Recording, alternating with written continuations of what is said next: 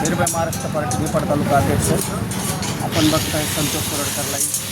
तर आपण काल चप्पल बूटच्या लाईन विक्री स्टॉलच्या दुकानच्या लाईनला आपण जातो. त्या ठिकाणी जुन्या लोखंडी जिना इथं फुटलेला होता. तर त्या संदर्भात आपण नगर परिषदेला रिक्वेस्ट केली. तर नगर परिषदेने आपल्या विनंतीला मान देऊन आज त्या ठिकाणी लगेच काम चालू केलेलं आहे.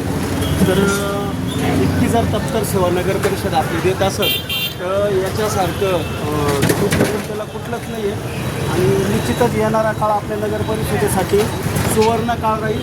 कारण असे जे कर्मचारी आहे तर हे कर्मचारी आपल्याला लाभतात.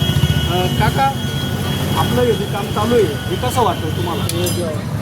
म्हणजे आता हे जे होतं आहे तर हे तुम्हाला बरोबर आहे? एकदम हो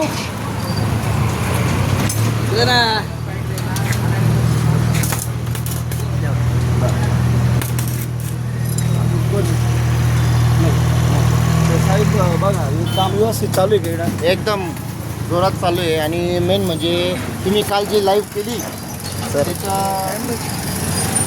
बघून तुम्ही एकदम तत्पर काम चालू करून दिले. त्याच्यामुळे एकदम चांगलं मनासारखं झालं आहे त्याचं आपल्या. तेव्हा काय अडचण नाही.